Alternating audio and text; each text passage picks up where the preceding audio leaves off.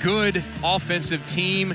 Rosie Davis there, Delgadillo, who on the base pass is lightning fast. Yeah. Georgia Tech's going to have to deal with some stuff.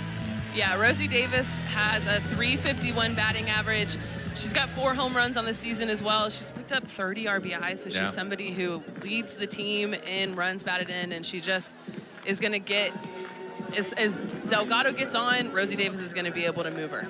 And as the aforementioned, Sophia Voyle steps into the circle. The senior, they rely on her confidence and her experience. Yeah, Sophia Voiles has been a leader for the Yellow Jackets so far this season. The coaching staff has been really proud of the poise and her confidence she's brought into the circle. She's about mid-60s. She'll rely on her curve, which is an outside pitch, and then she's got a great change of speed.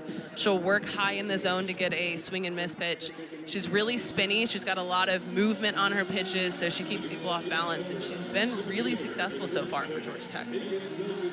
Should be a great weekend. Oklahoma State tonight and tomorrow.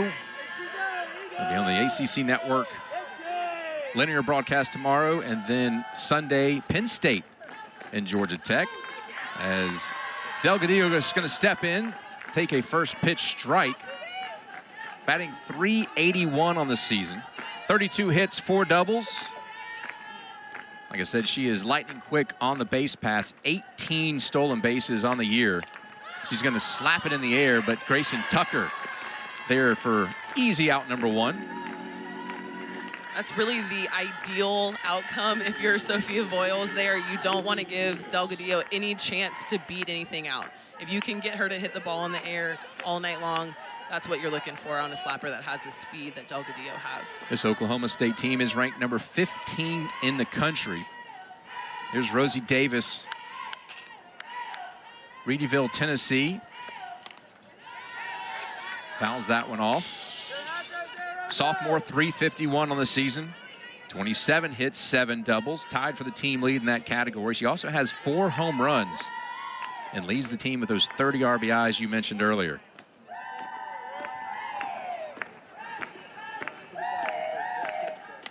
The one's fouled off once again.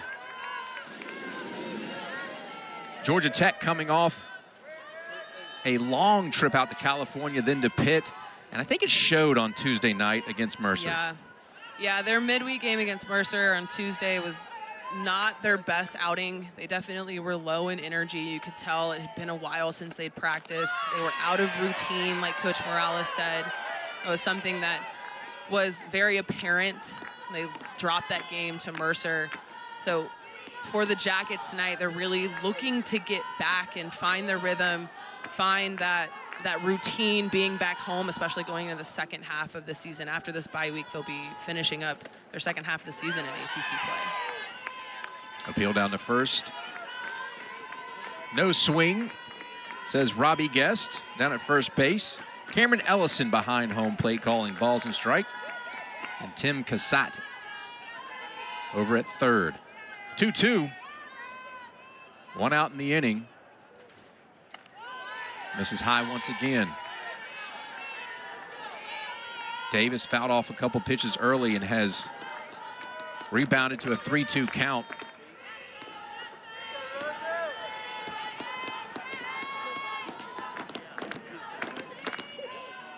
Voiles delivers. Strike 3 called. It's a great location there by Sophia Voiles. This is a really hard pitch to hit down at the knees, hits the inside corner.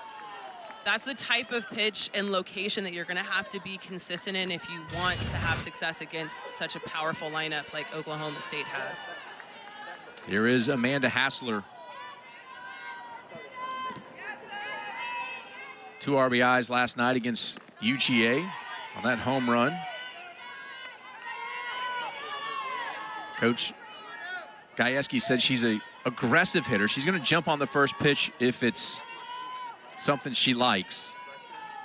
He said sometimes it pays off, sometimes it doesn't. She's got a 1-0 count here. Swing and a miss. Great pitch.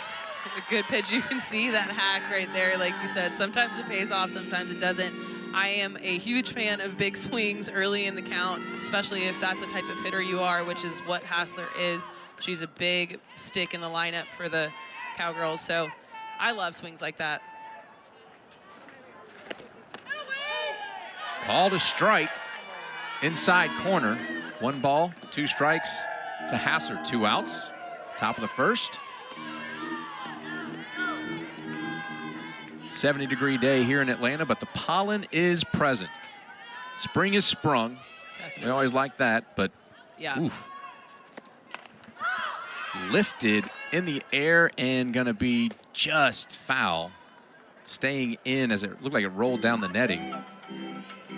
Reese Hunter gave it a look, as well as Grayson Tucker at third.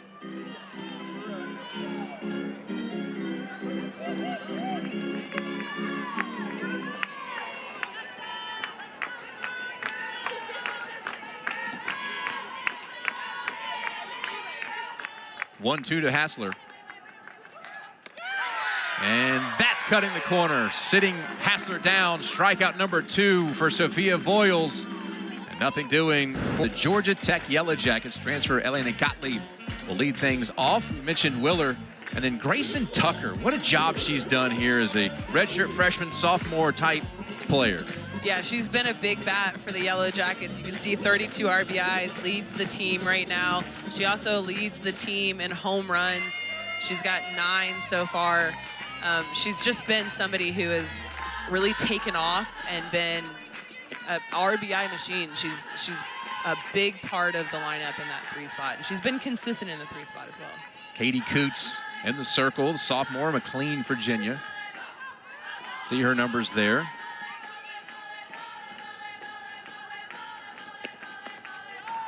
Down and away, 2-0. Yeah, Katie Coots in the circle is going to be somebody who she has high velocity. She works low in the zone, so she's going to be throwing a drop ball, really trying to get the Yellow Jacket hitters tonight to roll over it and rely on our defense. 3-0 to Gottlieb. Last appearance for Coots was last night. And the loss to UGA. She went an inning, gave up 3 hits and an earned run.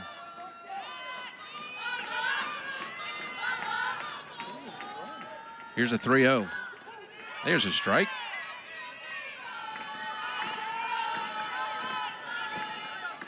Gottlieb batting .306. 30 hits, 8 doubles. Tied for second on the team in that category. A triple, 2 home runs, 11 RBIs. And just drew her 15th walk. Great at bat there for Gottlieb. She's somebody who has speed, so she's a base stealing threat for the Yellow Jackets. Perfect timing for Willer, who we talked about at the beginning of the game, to be in the box. Willer has power, but she's also been somebody who's been really good at having a plan in the box. She's has a ton of walks as well. She's been very patient and seems like she's very aware of what pitches she hits well and what pitches she doesn't. And it's not typical of a freshman. You don't really see a freshman be able to have that type of composure that Willer does. And you're going to have a meeting in the circle as Coach Gajewski heads out. He must see something. I talked to their SID and said that he doesn't usually come out to address the pitcher. He comes out to address defenses, and the pitching coach will come out and address the pitcher. That's Vanessa Shippey Fletcher. So he must have seen something he wanted to address himself there in the circle. Yeah, you can see the whole infield came in as well. So he had a conversation with Coots, but also the infield was present. So you might be right that he was seeing something that Coots needed to be aware of, but also the rest of the people on the dirt needed to know as well. Starts Willer off. Nope, sorry, 1-1 count to Willer.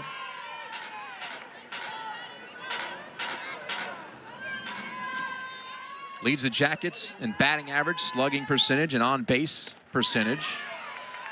Back-to-back strikes. Whatever Coach Gajewski said seems to be effective.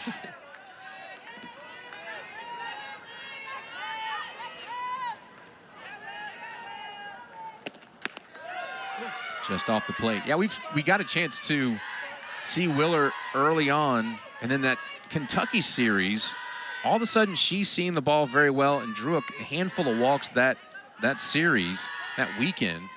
Here's the 2-2. 3-2. And she hasn't stopped since. She just finds way on base and finds a way to extend the inning. Moved up. I mean, she was batting the bottom, 7, 8, 9 positions. Moved her way up there to second in the batting order and draws another walk. That'll be her 20th walk on the season.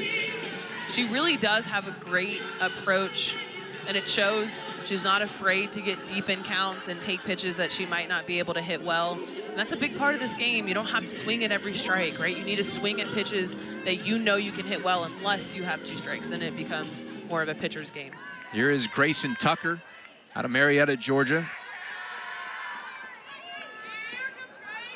Coming back from an injury. Boy, she has really sparked this team offensively with big clutch hits. Batting .333, 9 home runs on the season, which leads the team, 5 doubles.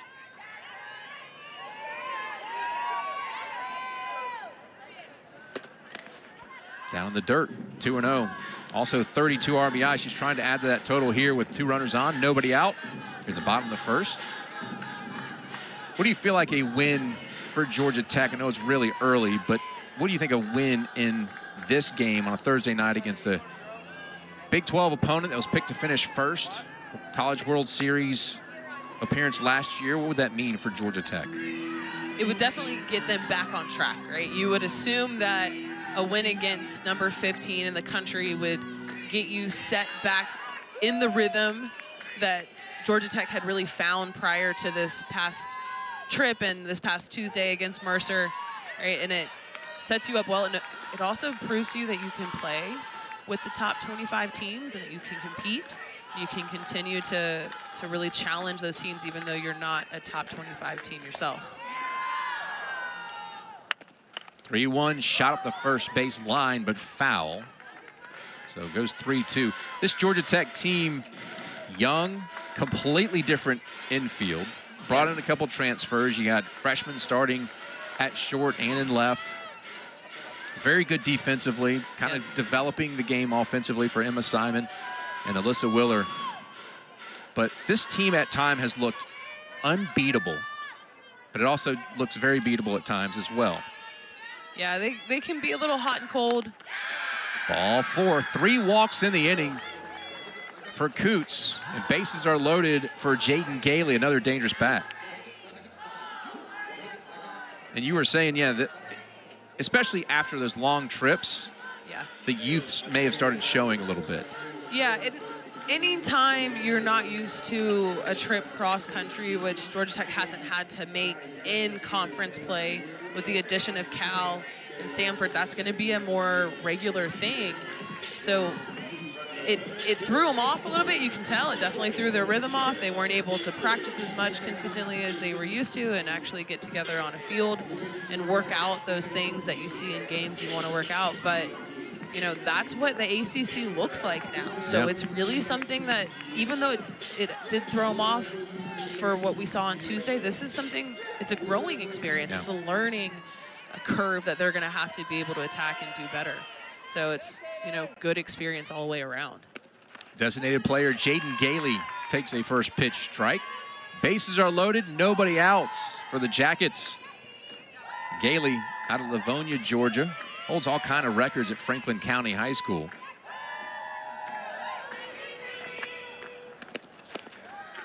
Takes it off the plate. This year, .342 on the season, 26 hits, 9 doubles, a pair of home runs. She's also drawn 16 walks.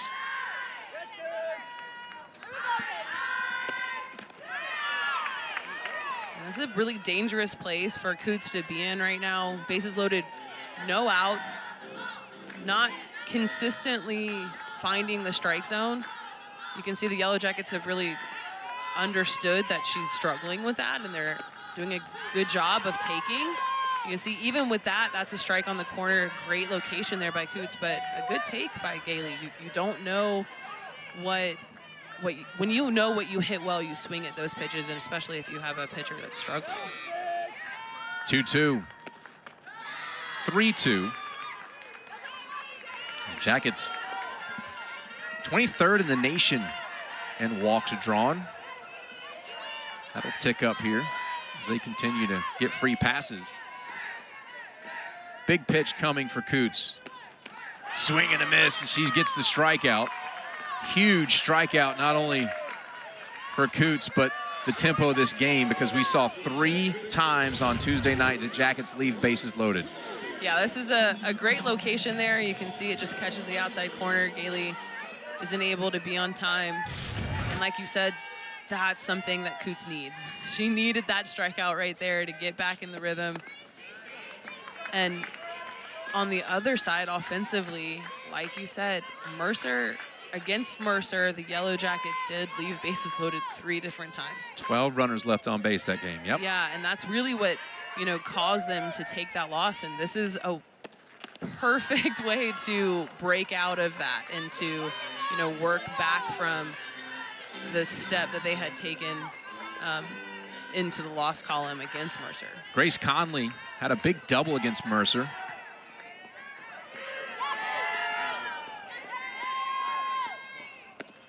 And she's going to ground it into right field. 1 run will score. 2nd run coming home, and it is safe at home. A pair of Jackets are in. Runners at the corners. Grace Conley does it again. This isn't a big hit here by Grace Conley. She just takes the pitch where it's pitched. It's an outside pitch. She's on time. She hits a hard ground ball that gets past second baseman, and you see Willer's able to slide in, catch it around the plate around the side. It's a close play right here. She does a good job of getting her backhand around the tag. It's a really impressive heads-up play there by Willer to slide in around and have enough body awareness to know that she can't put her left hand down, but has to throw a right hand around the corner. So here's Addison Leschper, the junior, batting. 1 out, runners at the corners. Pair runs in for the Jackets.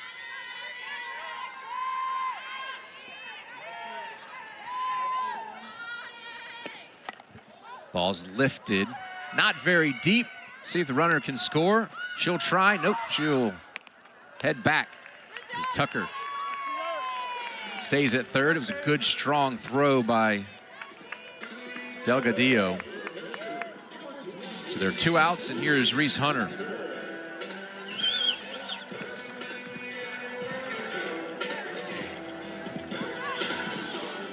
Hunter, a junior, did not have the offensive start you think she wanted. She's got power, but you've kind of started to see her slowly but surely work her way out. Late on that one, fouls it off. 210 on the season.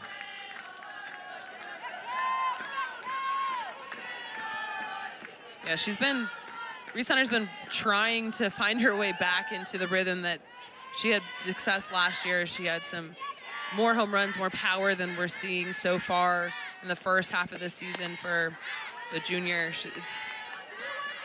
Softball is a tricky game like that. Sometimes you have a really good year and then you come off of it and it's not as nice to you the next year, right? So, but she's been somebody who's defensively really strong for the Yellow Jackets behind the plate. So she keeps getting the opportunities.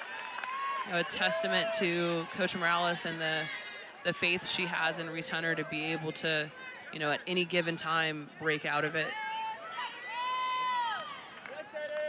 Foul tips that one. 1 ball, 2 strikes. Trying to extend the inning here as fouls that one off.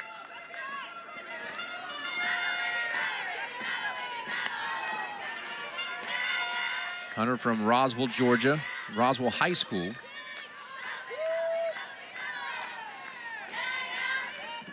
She hit the ground running with the Jackets, appearing in 27 games her freshman season. And that was behind Emma Kauf, wasn't it? Yes. Yep. Off the plate, did not swing. 2-2. Kauf was something special. We saw her, was it Alumni Day, or was it was one weekend we saw a couple of the She was in town, former players, yeah. And watched. 2-2. Slapped, right field. A run is in, and it's a hit for Hunter. Great job in just going with the pitch and extending the inning. Nothing big and flashy there by Reese Hunter. Just really kind of a slow line drive hit that just falls over Davis and at second base there, but picks up an RBI. You know, it doesn't always have to be flashy, hard barrel balls to the wall. It can be little flare hits. And that one was sent out to right field. First pitch, Emma Simon sees, and that is the third out. But 3 runs.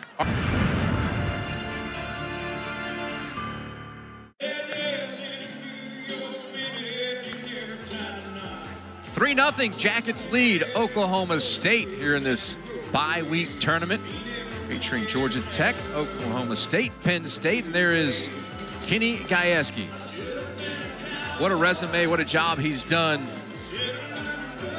The Cowgirls have won 45-plus games since 2019, excluding the 2020 season, of course. Have only won 1 Big 12 championships, but they are picked to finish first for the very first time this year in those preseason polls. And when you think softball, you think those teams, Oklahoma, Oklahoma State, and yeah, been there 10 seasons, done a fantastic job.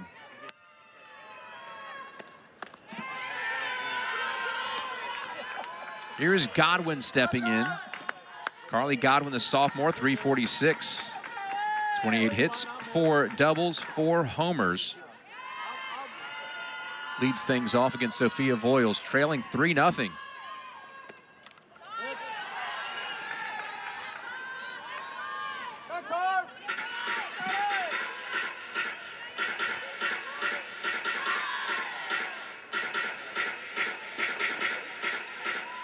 Stunning night, good crowd, lots of Oklahoma State fans in attendance. They do have 2 players from Georgia on their roster. Bloodworth is in the lineup tonight, batting 9th, and Aycock will likely see appearance this weekend out of Noonan, Georgia.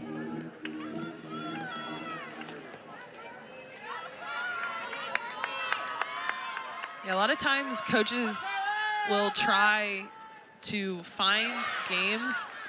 See a drop third strike there, but able to get a strikeout. Sophia Voiles continuing her great pitching that she started with. But like I was saying, a lot of times coaches will, if they have a player that's from a state that's far away from where their college is, at least within the 4 years that that player's there, they will try to schedule games that are close to home. And you can see that happen with Aycock and Bloodworth today, or this weekend, really. They played Georgia yesterday. They'll be here for 3 games. So it's kind of special. You have the hometown crowd get to come and see you, even though they're far away in Oklahoma, you get to see them play in the home state. I think that's a pretty special thing. Here's Talon Edwards, the junior. 1 for 3 against Georgia last night. Takes her first strike, 1 ball, 1 strike. And yeah, being in Atlanta, and we've talked about this, because you have a major city and a major airport, it's not difficult to get to if you want to come in and see if you're even are out of town. So yeah, good opportunity. Definitely. And there's a lot of good talent, a lot of good softball teams close by too. Very good, so you fly into Atlanta and you have your pick of some really good games if you want to pick up, especially if you're not in the SEC or the ACC. Come and pick up some bye-week games and still have really good competition to play. Edward takes ball 3. 319 on the season, 7 doubles, tied for the team lead. She also has a pair of home runs.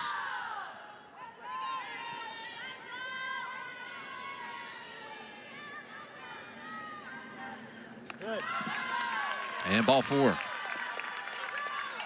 First free pass issued by Sophia Voiles.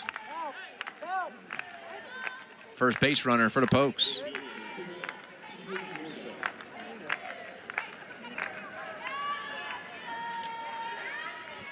Here comes Tia Warsop. Another left-handed bat, the sophomore. 4-14 leads the team. Squares to bunt. I say she's able to pull it back. You can see Reese Hunter's like a little unsure if that was pulled back, but a good read there by Tia Warsop to pull back. You don't want to try to bunt a pitch that's high. The last thing you want to do is try to pop up or unintentionally pop up a bunt. Pulls that one back, 2-0.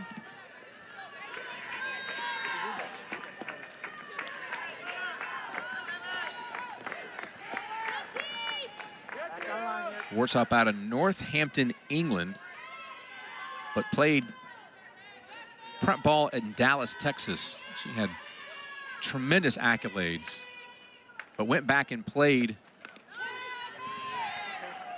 in the Great Britain for the Great Britain national team, where she was named their Player of the Year in the British Softball Federation.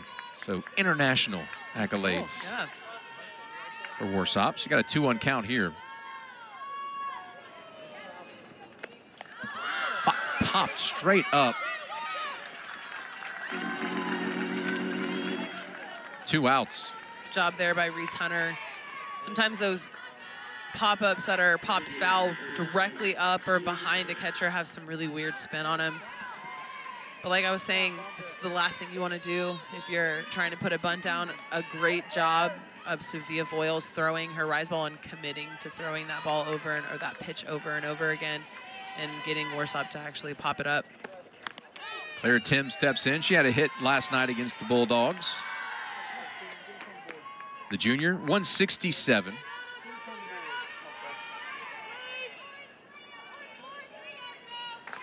She has 2 doubles on the season, just 5 hits.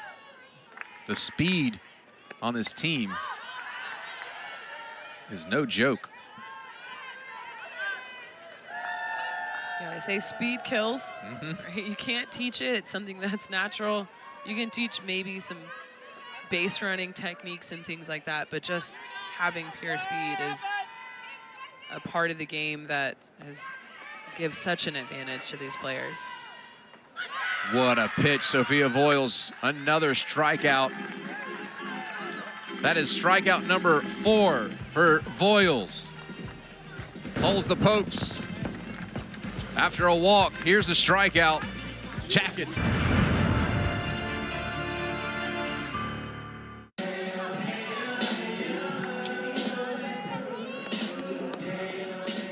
Buzz happy about the score, 3-0 Jackets lead over Oklahoma State. And Eileen Morales reached that milestone of 200 program wins on March 7th, third winningest coach in program history. She played here on the Flats, played professionally, has had a great coaching resume and done a great job here. And she's just a coach that you look at and go, I would love to play for her.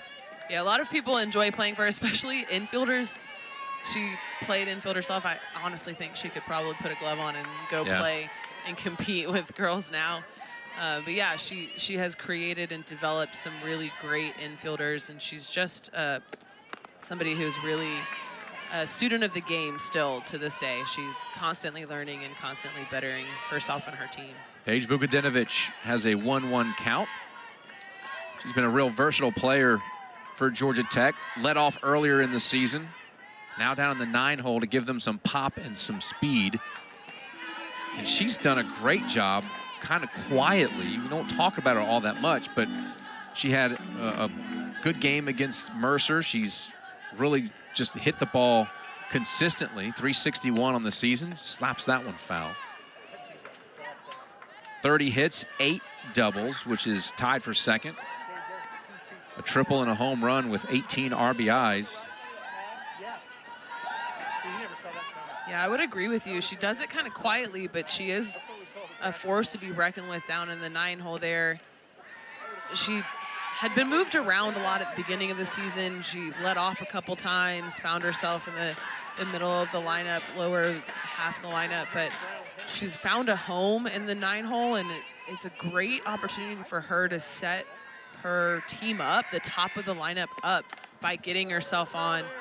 You see she pops up there to center field, but she does have a lot of pop. She has the ability to, put a bunt down and get herself on that way as well.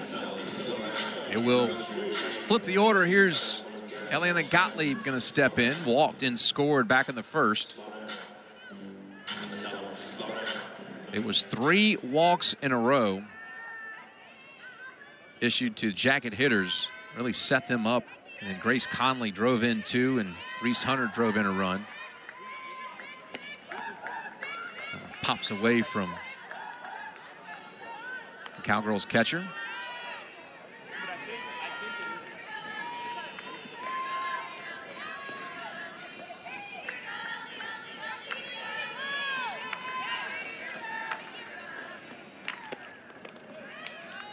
That one's off the plate. 2-0. Gottlieb, one of the transfers, one of 2 transfers brought in by Eileen Morales in the offseason. Swing and a miss.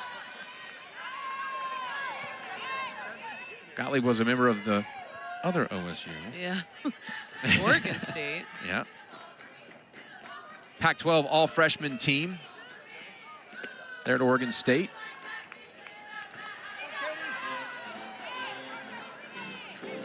She's been a great addition to the Yellow Jackets.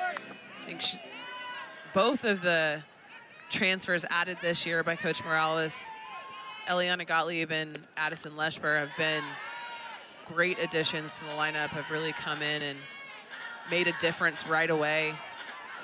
Coach Morales spoke about Gottlieb at the beginning of the season, saying that she's got a lot of talent and a lot of experience as well. She had played on a team, Oregon State, that was really competitive. Draws her second walk. Yeah, I guess that you get a chance to see a player jump in the portal that's got some experience. You do have a coaching visit, Vanessa Shippey Fletcher into the circle for Coots. You see somebody jump in the portal that's got experience. Pac-12 all-freshman team has NCAA tournament experience. You want to grab them as quickly as possible, and that's what Georgia Tech has done, and it's paid off. And you're going to have a new pitcher coming in for Oklahoma State. Pitching change being made.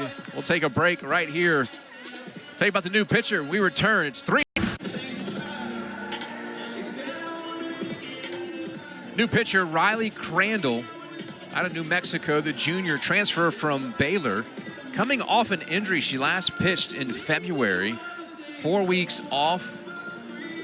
Knew we'd see her, we thought we would see her a little bit. She's just been cleared to play, so coming off of an injury, gonna get some time here in the circle. She's happy about being back in live game experience. Yeah, definitely. This is a good opportunity midweek against a team that can challenge her. You see, she's mid-60s. She's got a good rise ball. She also will use a changeup to keep people off balance. But this is just a time for her to get back in a rhythm, face live batters. It's very different in game than facing live batters in practice. She might have been throwing to her own batters, her own teammates, but when you take time off from the actual game experience, it's different. So these are good opportunities, midweek games against good competition to get back in the saddle. Runner at first base, 1 out. That was good. Alyssa Willer. Runner goes down to second and is going to be thrown out. Schniedermiller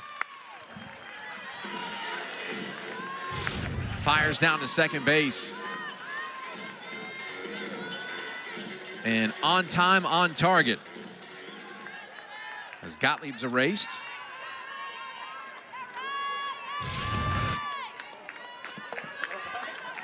So bases cleared, 2 outs.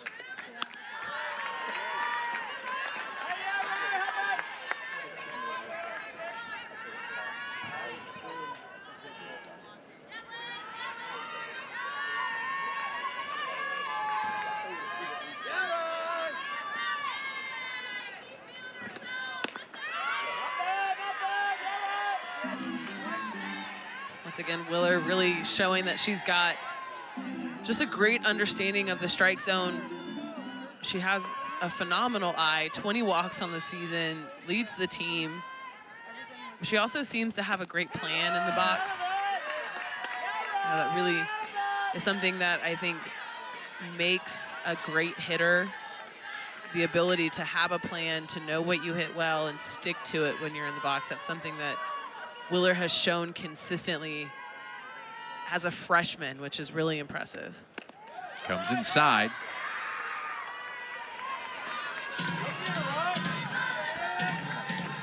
Well, Schneidmiller's throw down to second really takes a lot of pressure off of Crandall. Yeah, definitely. Don't have to worry about runner in scoring position. You don't have to worry about anybody on the bases. You really just go after your batter. And gonna get the corner. Strikeout. Willer will go down. Third out is recorded. The pitch. The crowd. 3-0 Jackets as we head to the third inning.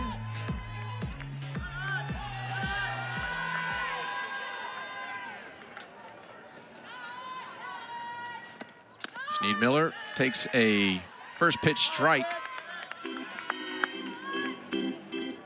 Audrey's a junior, 158 batting average.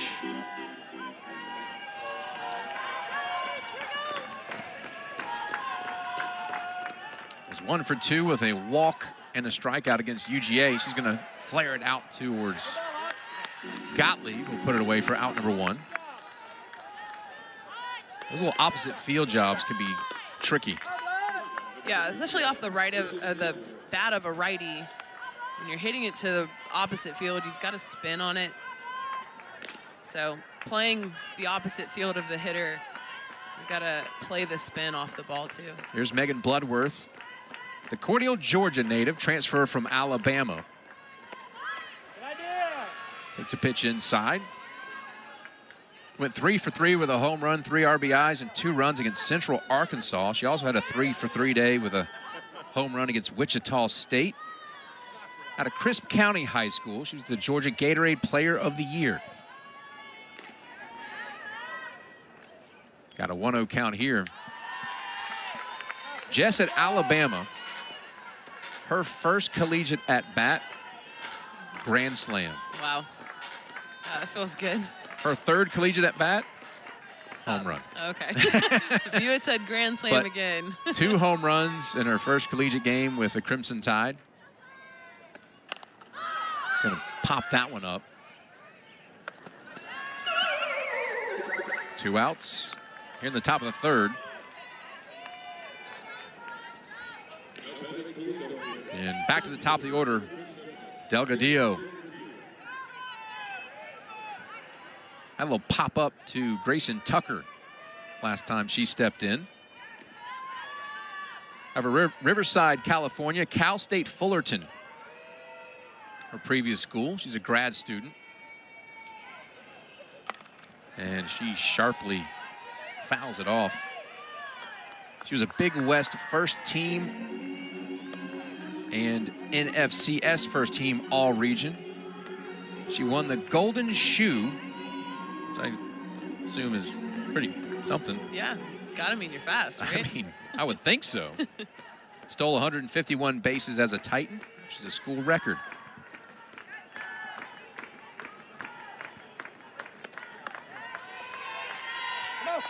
I think Cal State Fullerton's probably got one of the coolest uniforms. Very classy. And they're a great athletic program as well. She was named 2022 Big West Player of the Year. And it looked like Grayson may have been called off by Emma Simon. I don't know. Grayson Tucker looked like she was just a step away from it. Yeah, as a shortstop, you get to call whatever you want. That's really kind of how it goes in the infield. If you're a corner or a second baseman or your shortstop calls you off, you let them have it. I think you're right. I think Grayson Tucker might have had a better beat on that. It is a tougher route. It's kind of directly back for Grayson Tucker and just over for Emma Simon. But You know, you give it up to the shortstop always. On the hands, jammed her. 3-0 score here as we head to the bottom of the third. Grayson Tucker leads off for the Jackets.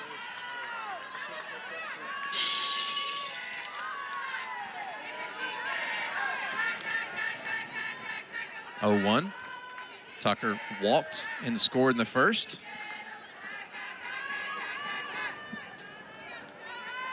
Won a couple state championships with Lassiter High School, your alma mater. Definitely. 0-2 count here.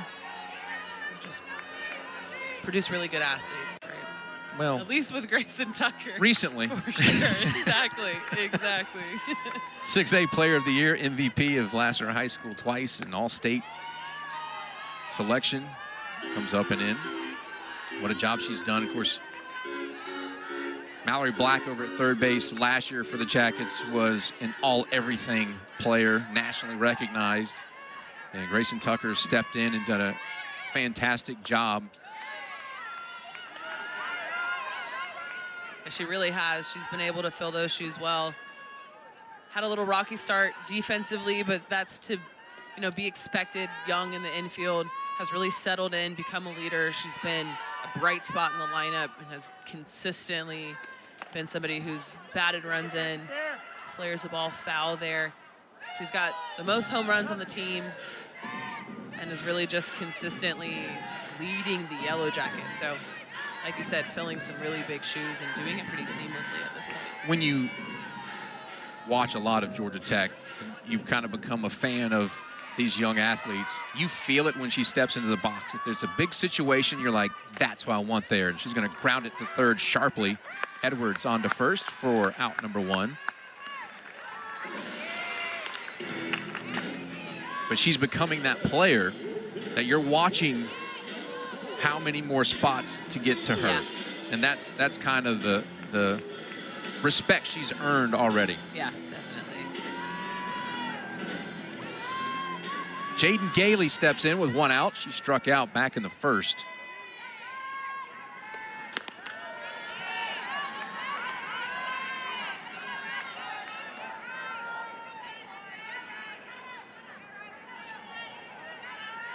Gailey had 3 hits versus Bradley earlier in the season, a pair of doubles versus Western Kentucky. Good. Fouls that one off. 1-1. I'm really impressed right now with Riley Crandall and not having pitched for over a month and stepping in and really going after these hitters that we were just talking about are some really big hitters for the Yellow Jackets. She's throwing well. She's throwing high 60s right now, and you know, doesn't really seem like she's missed a beat. And she looks comfortable. She looks poised.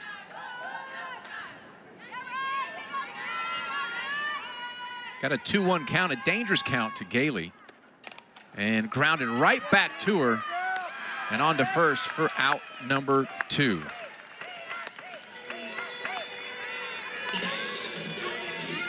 Little 1-3 put out. Here comes Grace Conley. She had a 2-run single, playing a couple of those Jackets that were walked in the first. Big smile on the face by Crandall. She fielded her position. That's kind of, you get back in the swing of things and you get one right back at you. Nice job. That was shot to center on a line by Conley. She's really hitting it on the screws. Grace Conley has been, like you said, hitting it on the screws, but her timing is just great right now. She seems to be just completely in sync with all of the pitchers she's seen recently. And there's, I mean, the pitcher on Tuesday against Mercer was a little slower, didn't throw quite as hard as these pitchers for OSU throw, and really she's been adjusting great. That's in on the hands of Leshper. She fouls it off. We saw Mercer pitch some of those left-handed batters inside, and the Jackets really had problems with that pitch. Yeah. So it looks like Randall's probably done some work, this pitching staff as well, of where to go after some of these Jacket lefties. That one's too high. 1-1. Addison Leshburr is a hitter that has worked really well opposite field. She's got power, left center gap, but like you said, that might be a scouting report against her, that inside corner isn't her strongest. She does have the ability to, as she tends to find more base hits and her extra base hits to the opposite field. Certainly has the bat speed, I would say, to Oh, yeah. to get a pitch on the inside. Whether it's going to stay in play or not, just at least to fight it off. 1-2. Foul at the plate.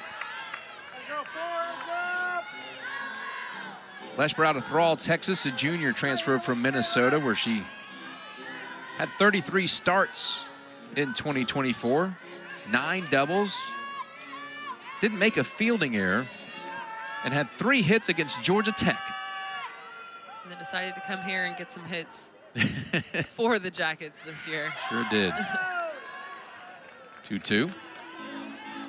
And Crandall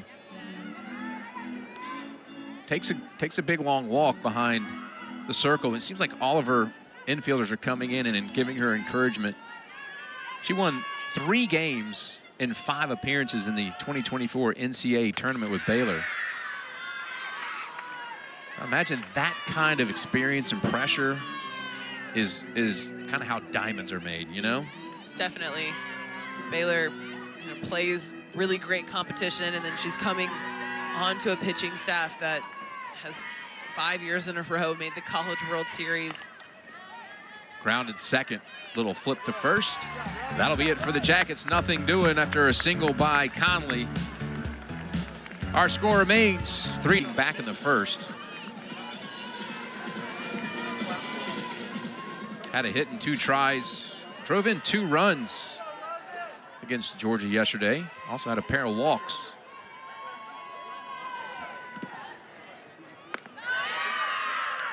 Watches strike number 1. What do you, go ahead. That's Sophia Voiles' great changeup right there. You see it just drops off. And it's really difficult to be on time for, especially first pitch of an at-bat. That can be something you're not really expecting when you step into the box. Pitch high. I was going to ask is 4 strikeouts now for Sophia Voiles, just the consummate professional in the circle. You've seen a lot of softball. What do you like about Sophia Voiles on a night-to-night basis when she's in the circle? I think her poise is really something that's always impressed me. You really couldn't tell if she's having the game of her life or if she's, not performing well.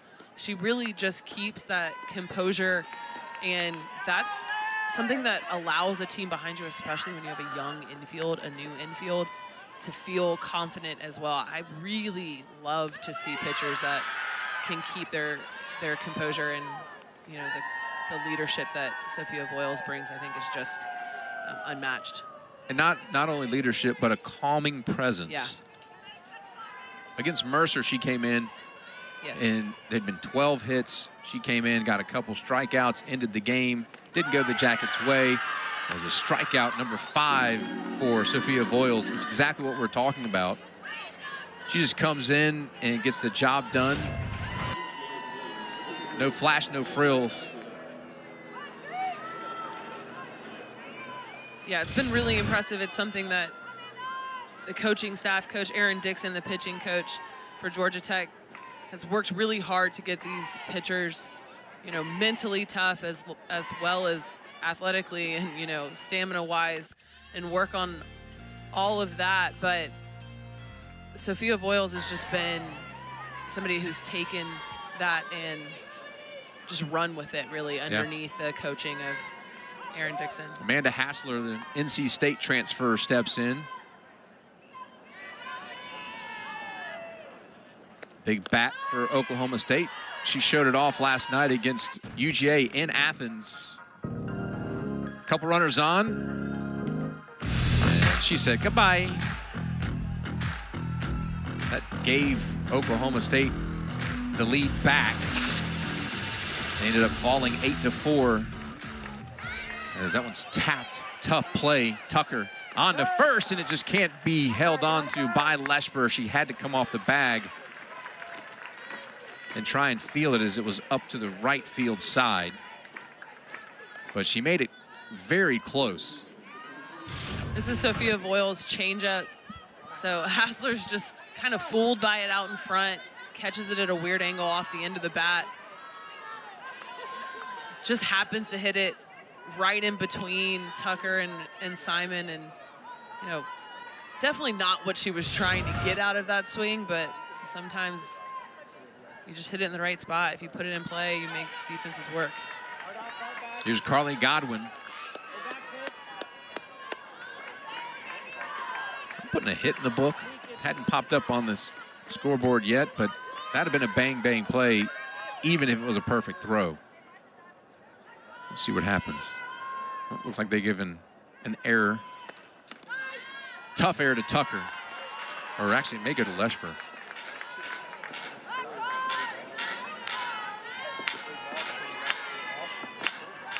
They give it to Tucker. 2-0 to Godwin. Fouled off. Godwin, sophomore from Lake Waccamaw, North Carolina. She was the North Carolina Gatorade Player of the Year. Earlier this year, she had a walk-off home run against the number 5 Texas Tech.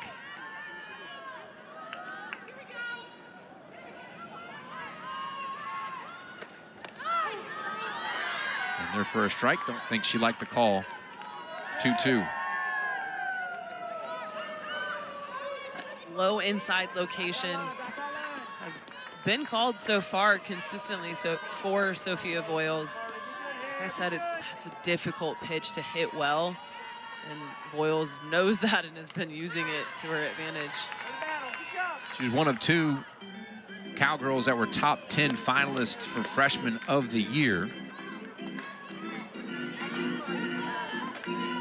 Received All-American honors and Big 12 first team selection after batting .340 with 15 home runs, 13 doubles, and 51 RBIs. Set the single-season freshman record for home runs and total bases a season ago. Throw down to first. Not in time.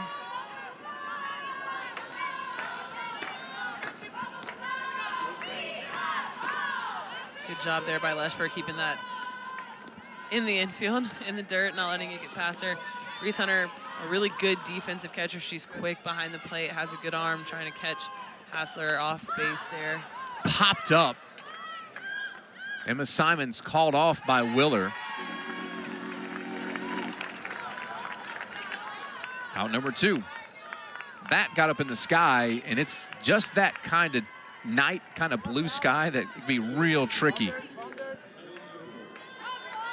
Yeah, with these bright lights, it can get kind of difficult. I think with the yellow ball, it's not as hard as, say, like a baseball, right? Mm-hmm. You can lose it a little easier, but it's yellow? Be tricky. Yeah, it is yellow.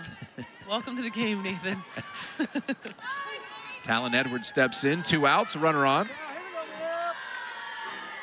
Edwards walked back in the second.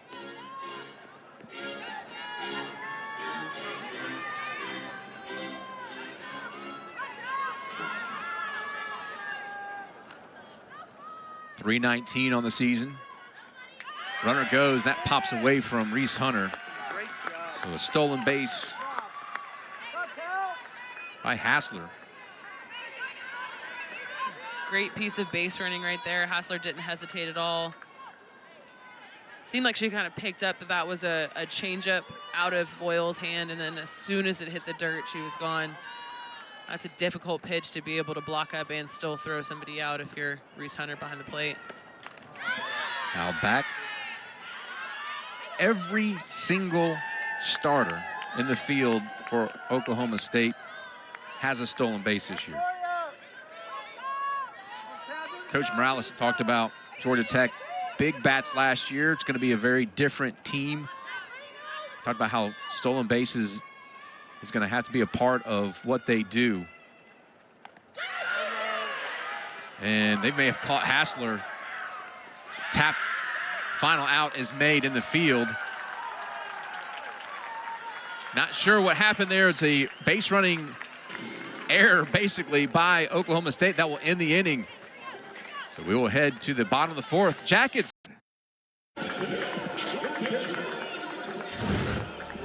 This is the play that ended the inning. Hassler at second base. Looks like she's expecting a hit and run.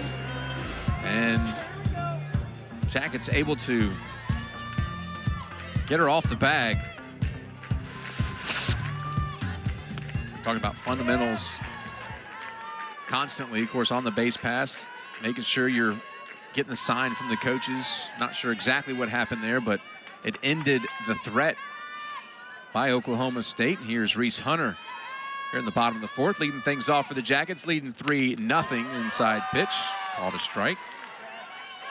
It's one of those coaching mottos. You never want to make the third out on the bases. That's no, right? You want to make sure that you allow your hitters the opportunity to hit people in and get as many runs as you can, especially 2 outs. Grounded. Bloodworth on to first. Out number 1. Here comes Emma Simon. First pitch she saw back in the first.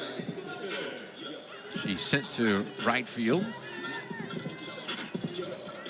Kind of expect Emma Simon to not only just develop a little bit offensively, and we have seen that, batting now .219. She's been hitting the ball really well. She had a hit against Mercer. She squares the bunt, pulls it back. She's been making really good contact.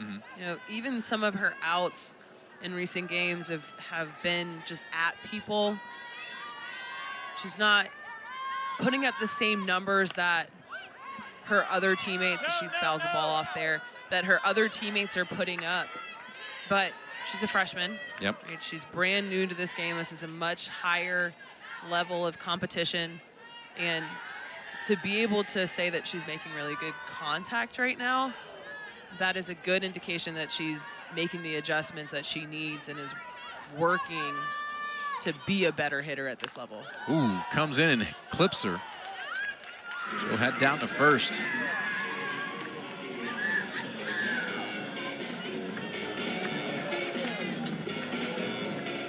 So runner on.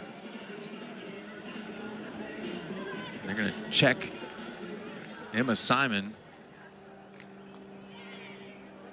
I'm going to say she did not get hit here. I heard. Ooh, it looks like it might have grabbed her. She doesn't hesitate at all. Okay, she's back in. So they say was not hit by a pitch. Swing and a miss. 2-2. It's a good change of speed there from Crandall. It just drops off the table. You can tell Emma Simon wasn't expecting it.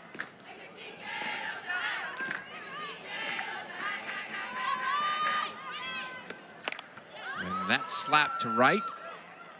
And underneath it is Tim. 2 outs. Here comes Paige Vukadinovich. Flight out to center, back in the second.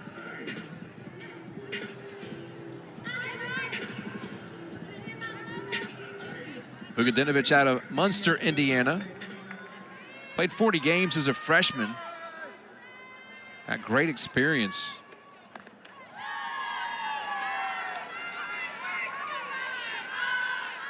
.47 appearances last year, 37 starts.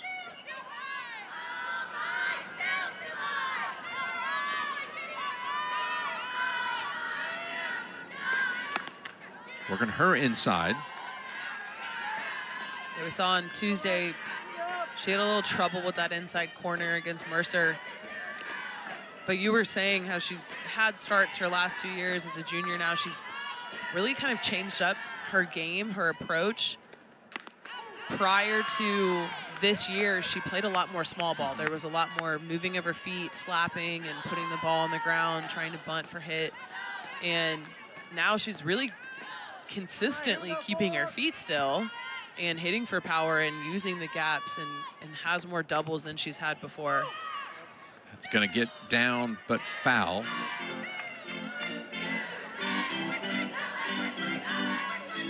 So 2 balls, 2 strikes. There are 2 outs in the inning.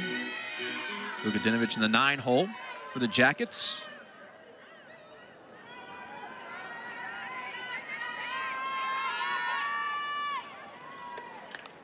Slaps that one foul.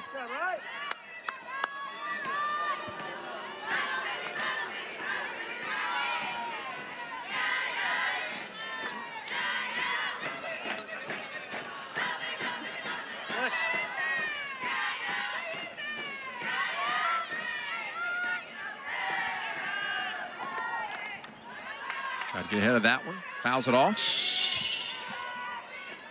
Vukadinovich is also a hitter that does a good job of extending at bats, really just battling her way when she gets down in the count. Just putting enough bat on balls to, you know, keep herself alive. Center field. Delgadillo will put it away for out number 3. So nothing doing for the Jackets. It's a 1-2-3 inning for Crandall. And the Pokes, we head to the 5th. 3-0 Jackets. Oh, inside corner against righties and just kind of freezing them. It's a hard pitch to hit. So your She's rolling there. Right now. She sure is. Going to be facing Talon Edwards, who was batting when the runner at second was thrown out. So she'll get a fresh at bat.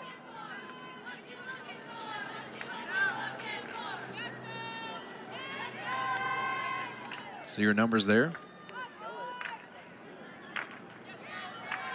Walked back in the second.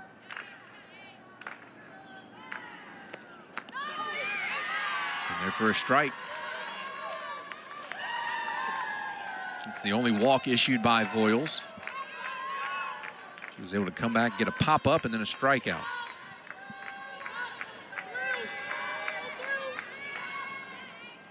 Oh, 2 pitch. Slapped foul. Edwards is out of Moore, Oklahoma. She skipped her senior season to go ahead and come on to college at OSU at 17. Highly touted recruit. D1 softball freshman All-American in 2023. All-region last year. Led the team with 41 runs and 27 walks. She also had 10 doubles and 6 RBIs. Excuse me, 6 home runs, rather.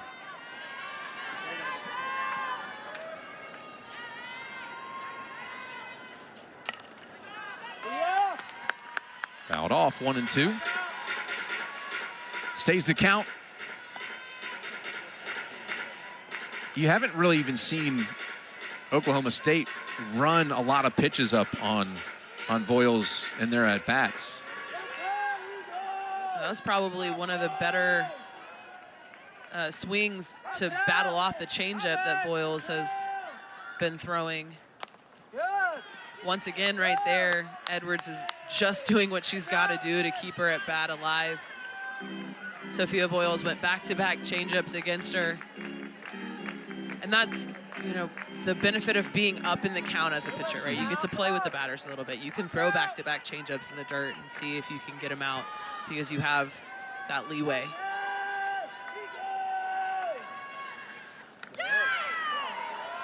Back-to-back-to-back changeups. That one jumps off the plate, 2-2.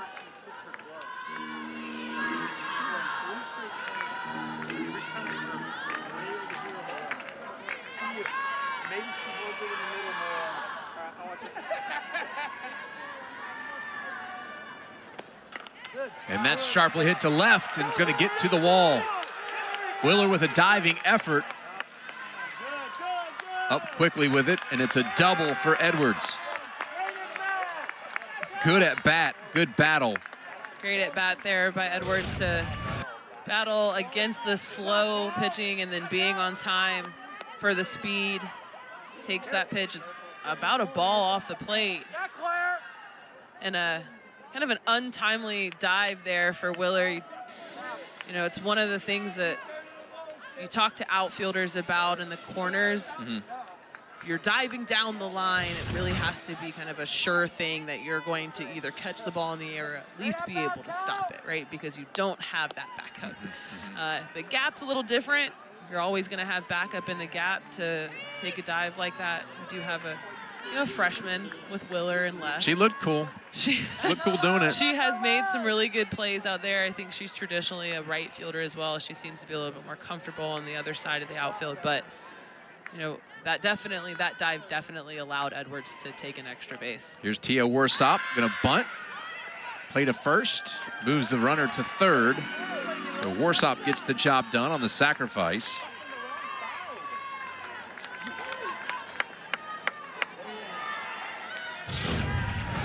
Runner 60 feet away. It's a beauty.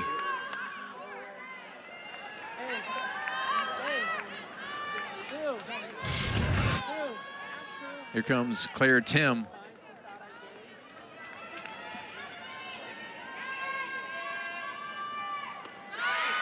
First pitch, swing and a miss. Tim struck out back in the second to end the inning. Out of Buena Park, California. Started all 57 games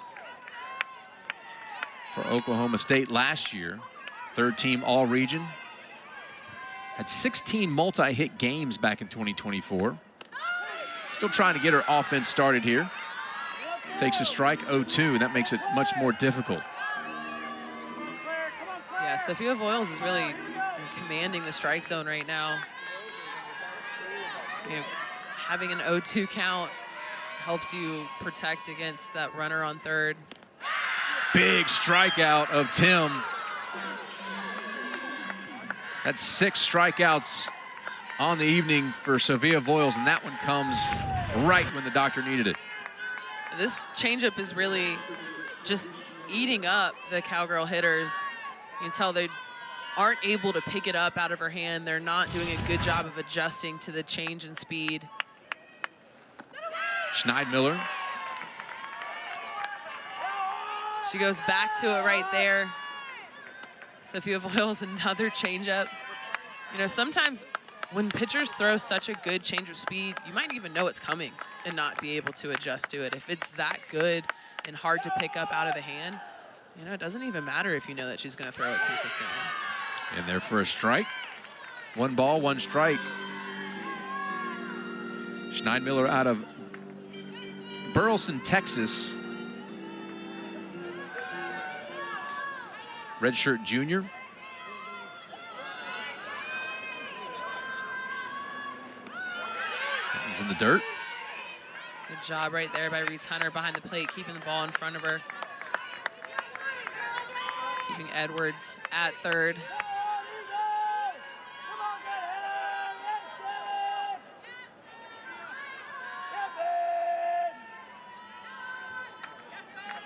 Two 2-1.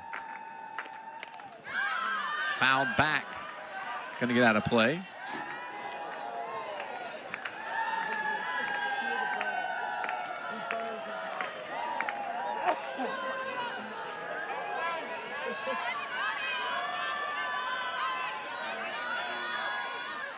Two.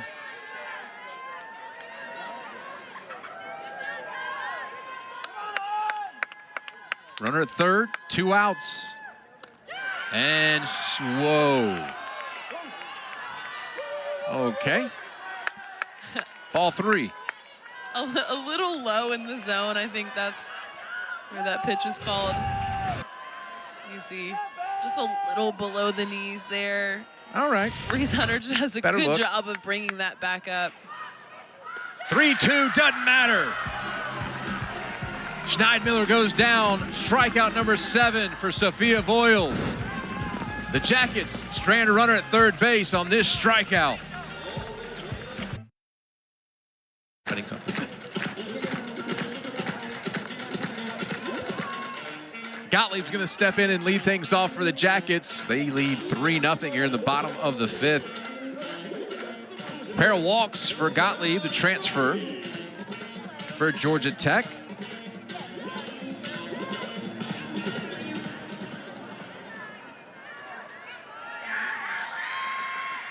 First pitch by Crandall is going to be sent towards left and almost overrun by Warsop.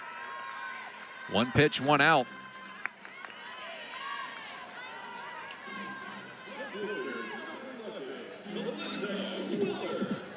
There comes Willer with one out.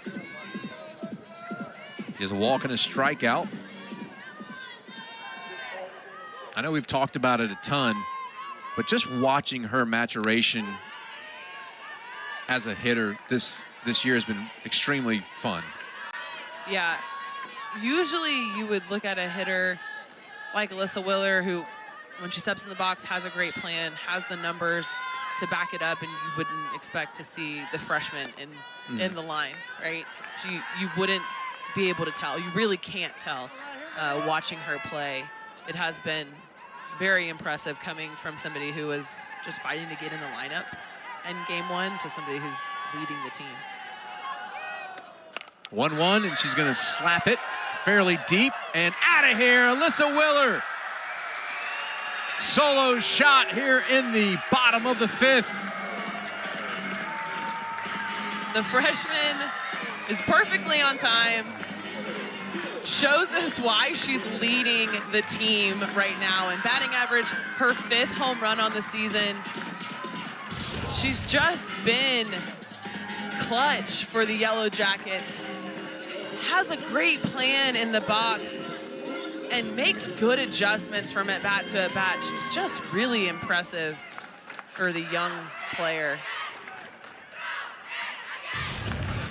And there's a ball that's launched off the wall for Grayson Tucker. First pitch she sees.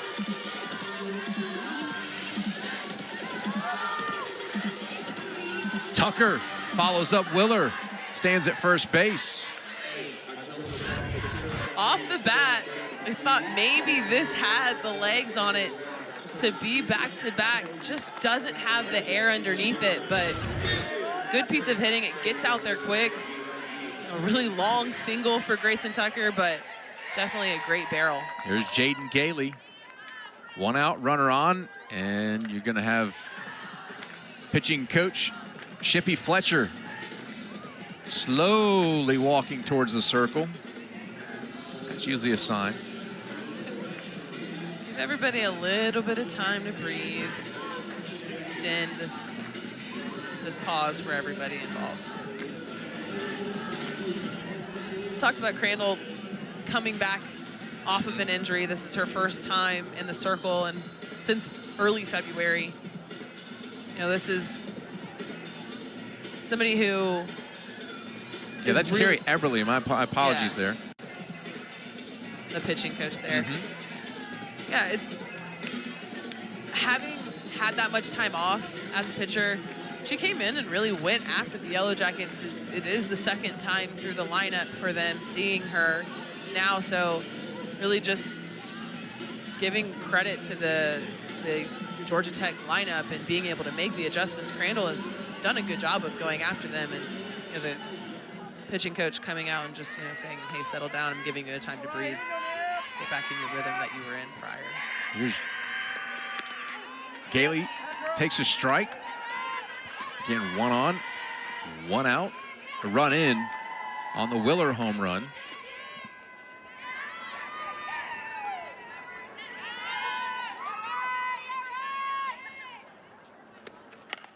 That ball's hit well. Left field, off the wall. Runners at second and third, back-to-back hits for the Jackets. This is the part of the Yellow Jacket lineup that has the power in their bat. You can see Jaden Gailey perfectly on time here. That ball's low. This is not an easy up pitch to hit for extra base power, but Gailey goes down and gets on plane with it. Timing is perfect. Moves Grayson up to second or to third, and now you've got two runners in scoring position. Looks like pitching change is coming for Oklahoma State as Coach Eberly will head back out to the circle for the second time. He will have a pitching change for Oklahoma State. It's going to be, kind of thought we'd see her, hard thrower in relief of Riley Crandall. Yeah, Aycock is going to be someone who can really dominate. If her stuff is working, she can be a little inconsistent. She throws hard. But it's really about her working ahead, finding the locations. And on the other side, for the Yellow Jackets, it's about being patient and making her do so. We'll see what happens. There's a runner at second, runner at third, one out. Grace Conley. It's got a 2-for-2 night going. Pair of RBIs. He's going to step in. Facing Aycock here. The pitch. Bunt pulled back. 1-0.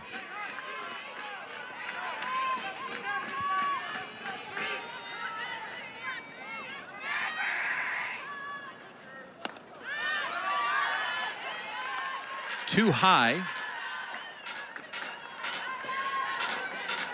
You can see Grace Conley having shown bunt and then taking that pitch. You might have a good understanding of Aycock having trouble finding the strike zone. She catches the corner there. I think still a little inside to be swinging at your first strike of the at-bat.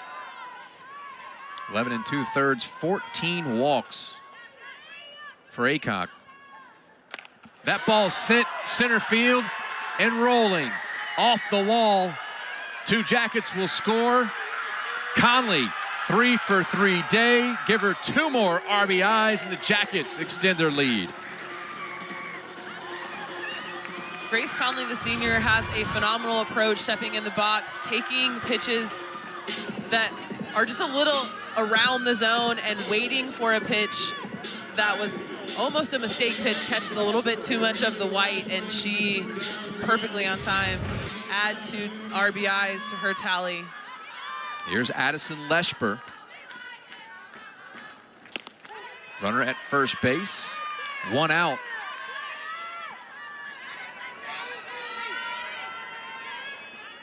Leshper, 4 home runs on the season.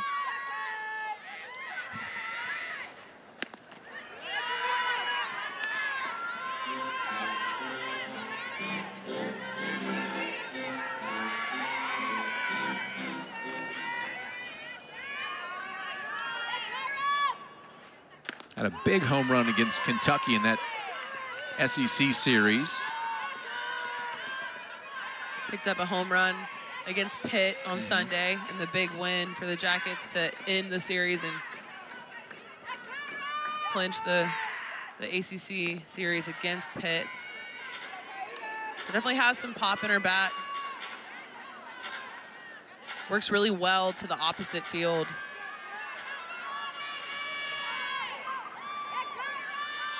Two.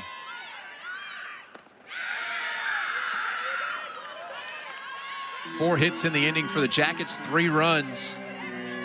All 4 hits, I'd say, were hit very, very well. Yeah, I would agree. They all barrels, all good timing, all got to the wall or over the wall. Leshper draws a walk there. Which is what we were talking a little bit about with Aycock. Struggling with her command. I mean, she throws hard. She's upper 60s, but when you have hitters that have a good plan in the box and are able to take those pitches, it doesn't necessarily matter if you throw high velocity if you can't find the zone. 5 walks now in the game issued to Georgia Tech.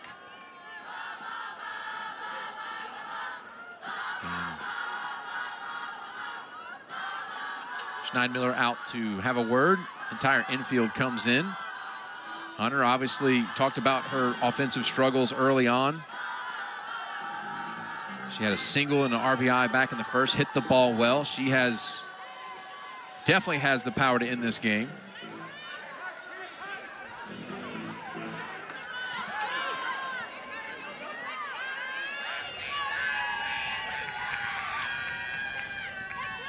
Here's the 1-0. Grounded. Third. On to first, and it's a double play that ends the inning. What a job by Aycock coming in, getting the double play, holding the Jackets, but 3 runs crossed. They lead 6-0. The Jackets lead 6-0. You got Sophia Voiles in the circle throwing extremely well. Build some confidence for this Georgia Tech team that took a loss to Mercer in the midweek. Be a big win against a ranked opponent for the Jackets, looking for win number 20 on the season. But so is Oklahoma State. And that one's going to bounce up and hit Bloodworth, sending her to first.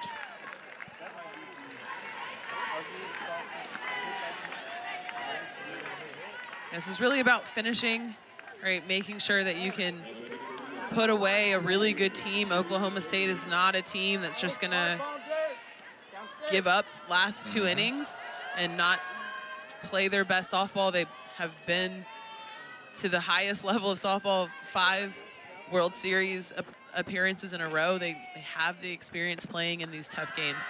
So it's really about who can finish and really perform well at the end of the game, or just really who can perform consistently throughout the game. Delgadillo 0 for 2. Bats with runner at first base.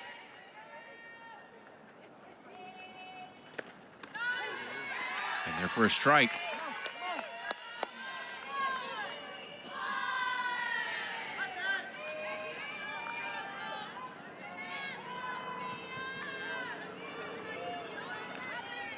Michaela Caulfield warming in the Jackets bullpen. As that ball comes in. 2 balls, 1 strike.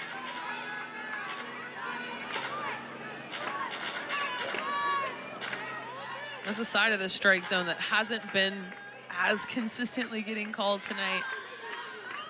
The inside corner to righties is definitely the side of the plate that's getting called a little bit more consistently on those borderline pitches. That one's ball 3.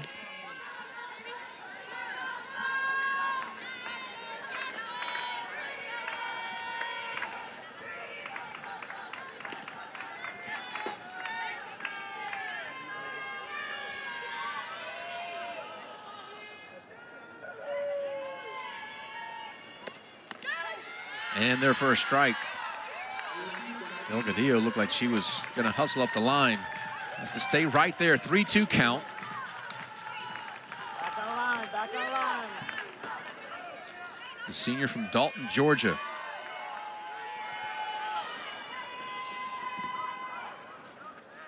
And that ball sent off the glove of Leshper into right field. The play at second base is in time. A hard hit ball there by Delgadillo.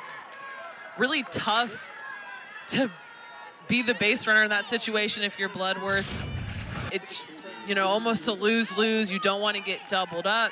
So you have to pause when you see that that almost goes in Leshper's glove. And then, you know, because you have to take that step back, now you have to change directions. And Gottlieb was able to get her out for a force at 2. Here's Rosie Davis. Coach Gajewski had a chance to talk to him this afternoon after the UGA loss. Is Aaron Dixon going to come out and talk to Sophia Voiles? He said that Rosie is a leader in their locker room. And she got up and talked about the loss to her team. He said it was a really gutsy thing to do because she called out some players that may have made some mistakes and things they could have done better. And he said it was fair, but it was gutsy. And he said that shows he likes the way the team culture is, that they can call each other out and hold each other accountable, because that's really what a coach does. And when you got players that can do it, it's just a different level of leadership. And he said he really likes the way this team, he says, I can tell there's a rise happening in the culture of this team. And I thought that was a really fascinating statement for this young lady to be that kind of leader. Yeah, that really shows the kind of trust that this team has from teammate to teammate to be able to have your peer, you know, not your coach, your peer tell you what you're doing wrong and call you out and things like that, and still, you know, be able to trust that they have your best intention in mind. They're just doing it for the better of the team, and that's a really genuine culture to have, to be able to have leaders that can feel comfortable enough to do that. 2-0 to Davis, and Coach Gajewski said he went to the players that got called out afterwards, put his arm around them and said, hey, that was tough. And they said, we deserved it. We got it. That ball sent to left field. Single for Davis.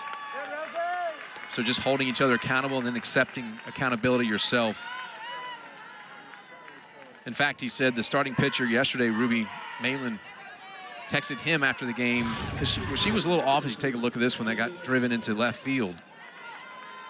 She had an off night, had 8 strikeouts, no walks, but too much of the plate. She got peppered a little bit. He said, she texted me right after the game, I'll do better. Yeah, it's great. A lot of accountability there. Here's Hassler. Fouls that one off.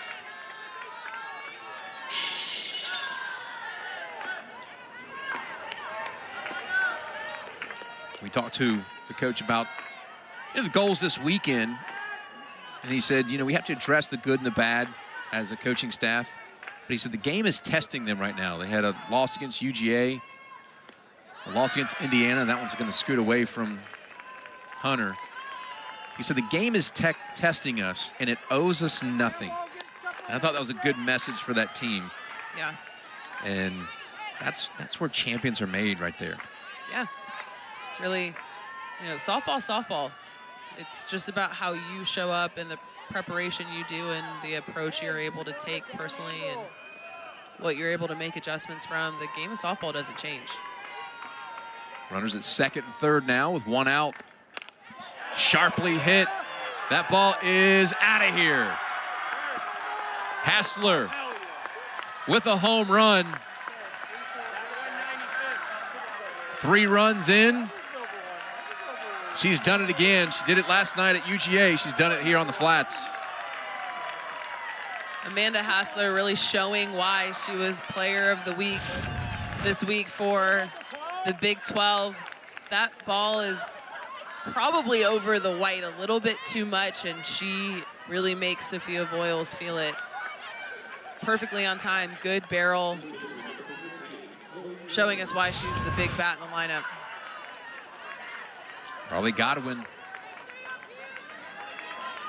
8th home run of the season for Hassler. Godwin 0 for 2 with a strikeout, a fly out. Trying to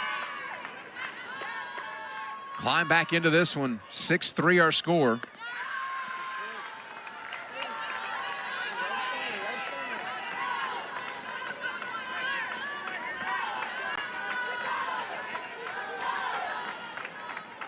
This is where Voiles gets tested a little bit. She'd been really rolling through the first 5 innings of this game.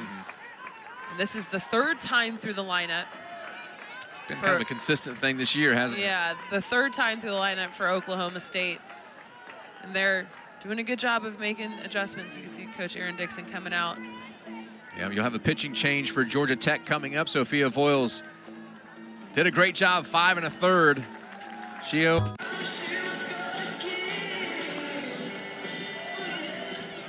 Here's Michaela Caulfield out of Fayetteville, Georgia, the sophomore. Coming in, pitching for the Jackets. What do you expect from her? She's a lefty, so she's going to be a different look than Sophia Voiles. She works with her curve, which will go away from lefties into righties, and then she's got a really great change of speed that'll keep the Cowgirl hitters off balance, which won't be a huge change from Sophia Voiles. Right? They've been seeing a changeup all night, so that's something that they can expect again. But it does have a different look coming from the left side versus the right side. Last pitched against Pittsburgh on 3:22. Went 2 1/3. Gave up a hit. That was about it. Godwin takes a strike. Coach Aaron Dixon, at the beginning of the season, called Michaela Caulfield their lefty specialist, but I don't think she expected her to be as successful and grab as many innings as she has for the Yellow Jackets so far. She's really been one of their top go-to pitchers for these last couple innings to close the game. She's a little bit more than just a specialist now. She's got a good number of innings under her belt and has found a lot of success. 2-2 off the plate. 3-2. Yeah, it was almost like we were seeing her every game all weekend long, just coming in, getting a couple innings here, a couple innings there. 3-2. Left field's going to get down for a single. Trying to stretch it to a double. Throw comes in late. You can see Godwin super excited about that hit. That was a great barrel right there. She was perfectly on time. That ball is off the plate. She's a little out ahead of it, but you know, catches enough of it, stays on plane enough, and then great celebration right there. This inning started with a batter hit by a pitch. Is checking in to run is Macy Graff, Mississippi State transfer. Is Edwards. She had a big double back in the 5th. Bunts. Throw to first. Just in time. It gets the runner to third. Not so sure that was a sacrifice all the way. Edwards fired up the line. I agree. I think Edwards was trying to get a hit out of this if she could. A great piece of defense there for Caulfield as a lefty. That's a difficult position to put yourself in, and she kind of gets turned around, but works fast enough to get Edwards out at first. But Edward does her job. She moved Godwin to third.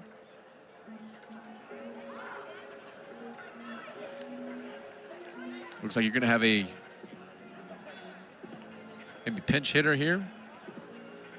Yeah, that's what it looks like. Yeah, Tia Warsop was scheduled to bat. Do see Jaden Gailey is checked in at first as well for the Jackets. Started the game as a DP, but now is over at first. It's going to be Michaela Wark. Pinch hitting here, 6 home runs. And Aaron Dixon's going to come in and going to take the ball from Caulfield. Kenzie Norton is going to check in for the Yellow Jackets and face the pinch hitter.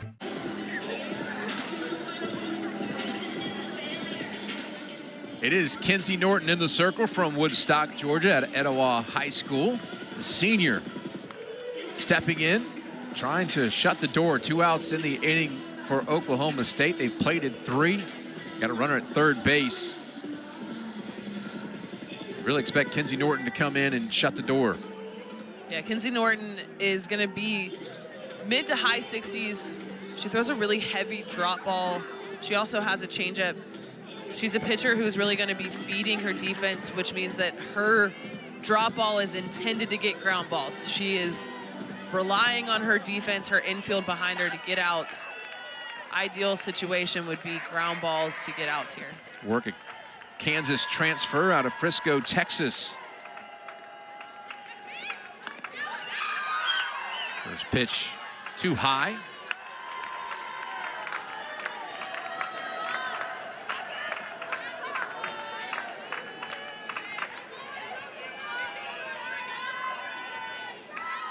Here's the 1-0.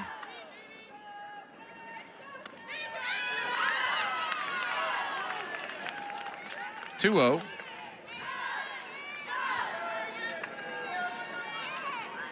Norton pitched Tuesday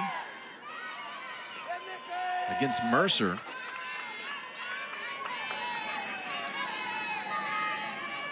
Went 3 2/3. And that one's nowhere near 3-0.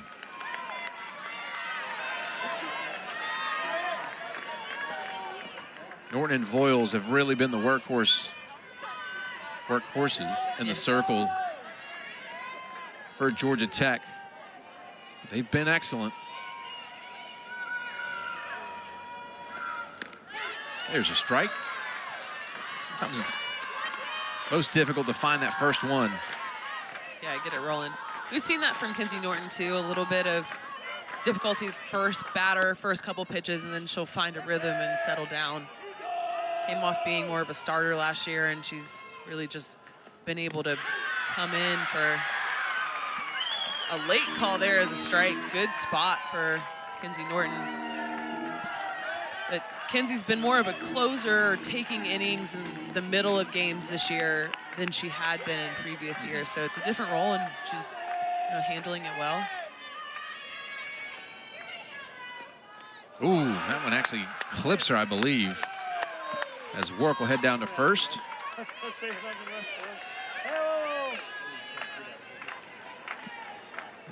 Claire Tim scheduled to hit, but it's going to be a pinch hitter.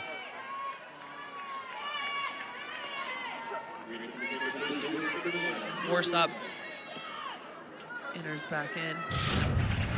See this hit by pitch on Work right here. Might got her off the brace there. Knee brace paying a little defense for her shin bone. Rachel Hathoot will step in to pinch hit. Out of Albuquerque, New Mexico, transfer from New Mexico. She was the top 25 finals for NFCA Freshman of the Year in 2024.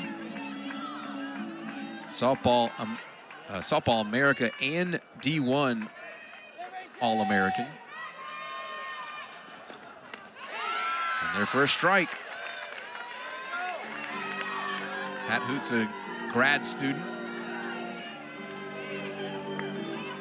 Trying to do some damage here with runners at the corners and 2 outs.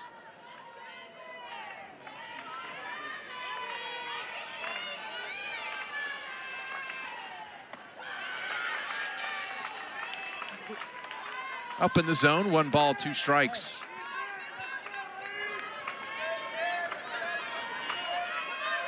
Tough position to come in, and as a pinch hitter, 2 outs in an important inning. Right, your team's down, you need to push some more runs across the plate. Hathoot is doing a good job of taking those rise balls. Got down quick and has been disciplined enough to not swing at Kinsey Norton's swing and miss pitch, which is that rise ball. 2-2.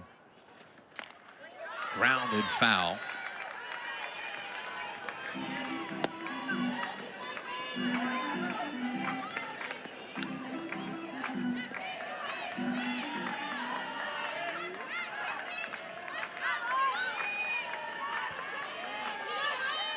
Raff at third, Warsop at first. 2 outs, here's the pitch. Swing and a miss, Kinsey Norton gets a huge strikeout, stranding 2 Cowgirls on the bases, but damage done. 3-run shot, 6-3 our score, heading to the bottom of the 6th. Bottom of the 6th, Dave McCurry, Jeff Sinclair bringing this one to you. It's the opener of the bye-week tournament featuring Oklahoma State, Penn State, Georgia Tech. A fun weekend. Emma Simon steps in, takes a ball.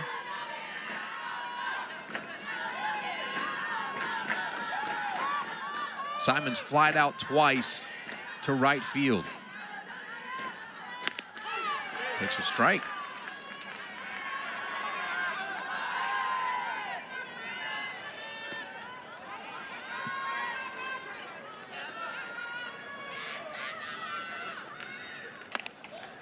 Grounded. Slow roller to short, on to first. Out number 1. Haycock's done a good job, got the double play to end the Jackets' threat in the 5th. That little slow roller will bring up Vukadinovic. You're the Jackets right now.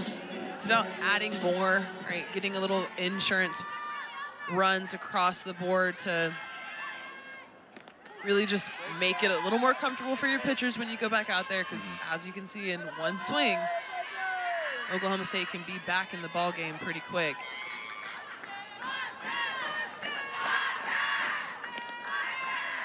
One ball, one strike to Vukadinovic.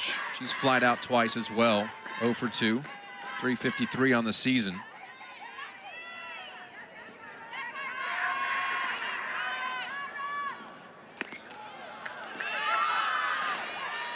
Two and one.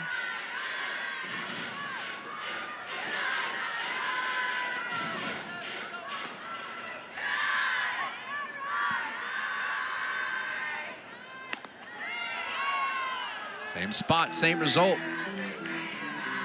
3-1.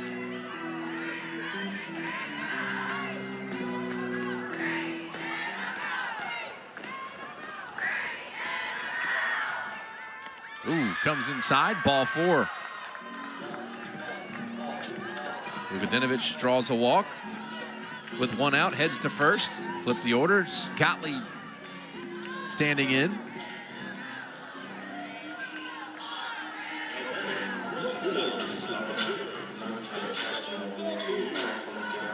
Now you have the speed for the Yellow Jackets in a back-to-back. Vukadinovic on base, one of the faster Yellow Jacket hitters. Gottlieb also has speed in the box. You could play a little small ball, or maybe take an extra base because of that speed, which is why that 9-1 duo is such a deadly duo for the Yellow Jackets.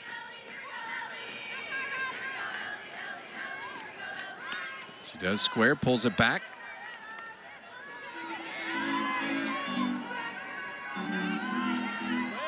One ball, one strike.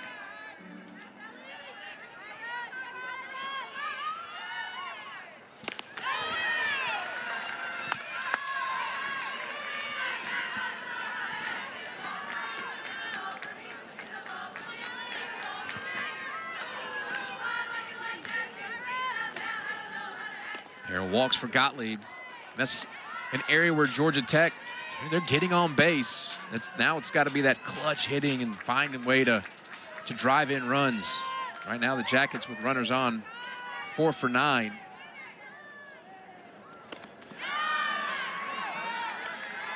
Three and one. Yeah, the Yellow Jackets definitely have improved since their midweek game earlier this week against Mercer, and the 12 runners that were left on. They've done a much better job of getting hits when people are on base tonight, but like you said, it has to continue. It has to be a consistent thing for an offense to do when you get people on, move them over, hit them in, especially if you want to be able to compete in against a top 25 team and take a win from one of them. Up the first base line, but foul.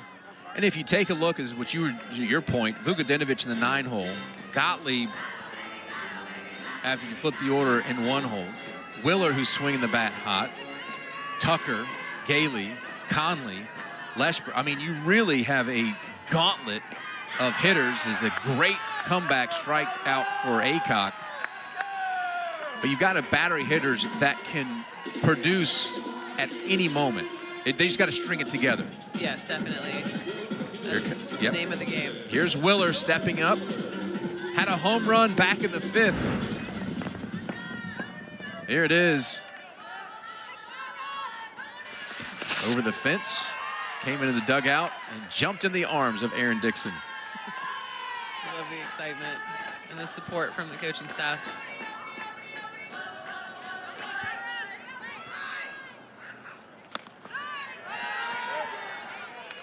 Outside the zone, 1-1.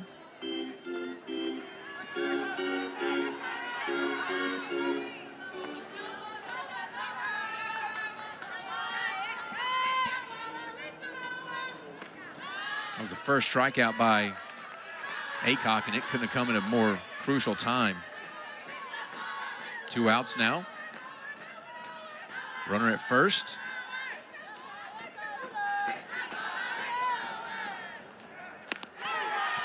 Good pitch.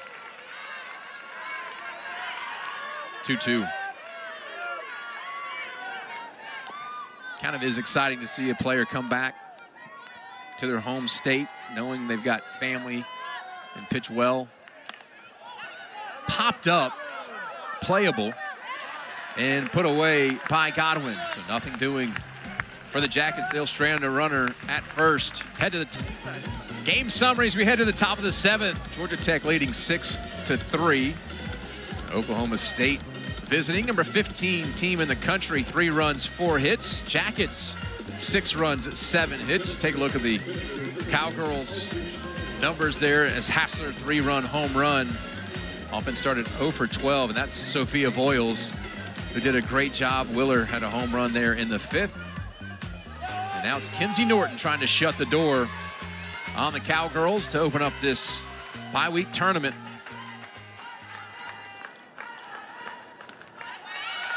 Audrey Schneidmiller.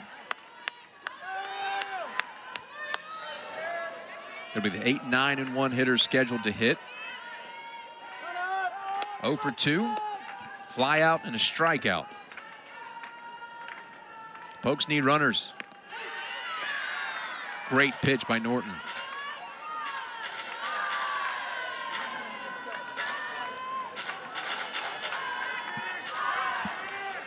Yeah, the Pokes really just need to get on base, pass the bat back, let the team work. You're not going to win the game in one big swing to start. You're going to do things like that. A ground ball through the infield. That's how you start it. Jaden Gailey, by the way, playing first now. She was a designated player to start. And that went right past her. And when you come in the game, it'll find you, won't it? Yeah, definitely. Schneidmiller doing a good job of taking an outside pitch and just putting it through the infield. Pinch runner Tara Vanwater, freshman from Iowa. Full pinch run.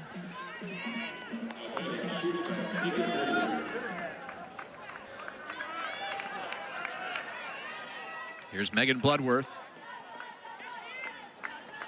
out of Cordele, Georgia. Takes a strike. She was hit by a pitch back in the 6th. Kind of got caught in no man's land and was thrown out. Well, that could have been a real bad inning. That one hits her. Tying run to the plate.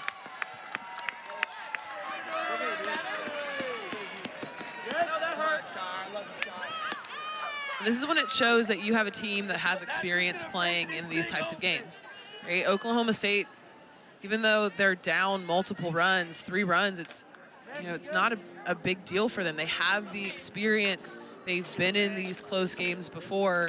It's just about trusting your preparation and, doing your job one at a time and stringing it all together.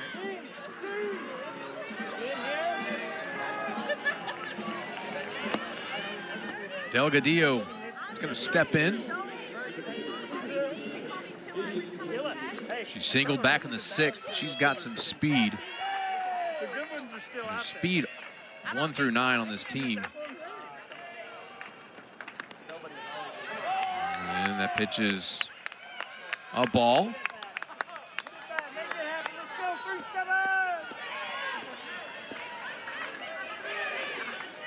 Norton having a little difficulty finding those corners like she was finding them at the end of the 6th.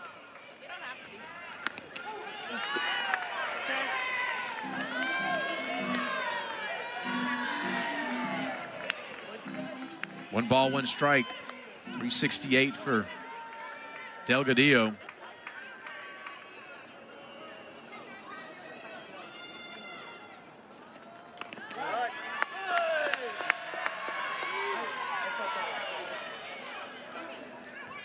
This is really a test as well for the Jackets. They've played ranked teams before, but when you're not in the top 25 yourself, taking wins from a top 25 team is important. Ground ball, Simon to her knees to third, and the play is made. And it looked like they're asking if Tucker dropped the ball. She got barreled into. Yeah, she did. It was a forced play, so she was just trying to hold the bag with her foot. Emma Simon does a good job of stopping this from getting out to the grass. I think the question is whether or not maybe she got her foot kind of wrapped up and it came off.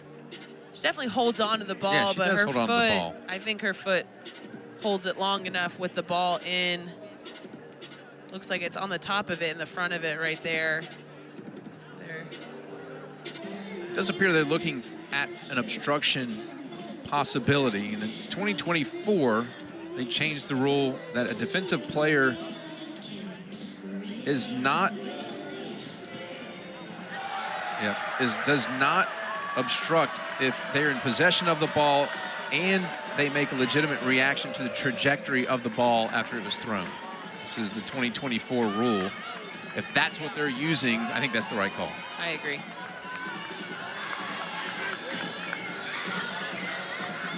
So it's a huge first out. The runner at third base. But still work to do if you're the Jackets.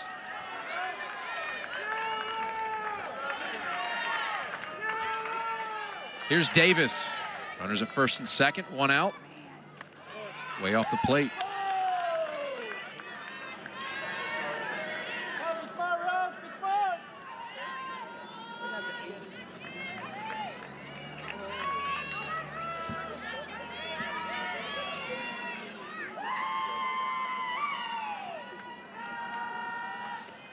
Davis sharply hits past Conley into center field. One run will score, making it a 6-4 ball game.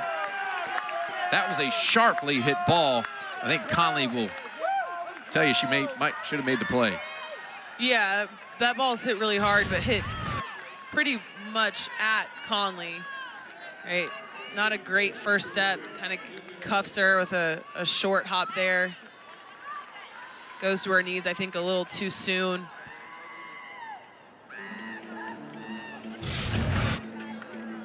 See a circle visit there by Coach Aaron Dixon. Just, coming out to have a conversation with Kinsey Norton about, how can you settle down?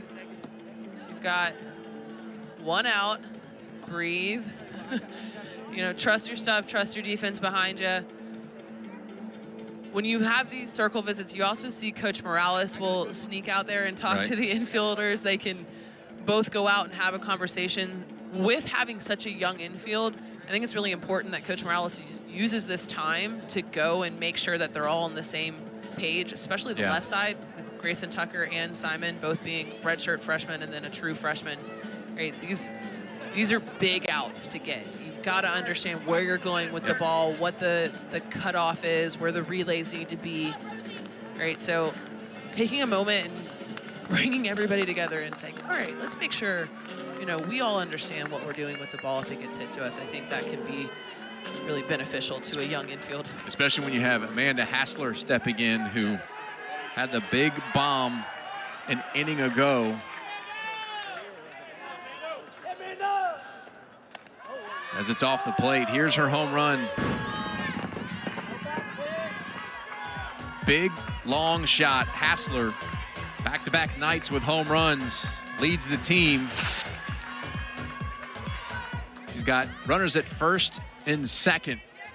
One out.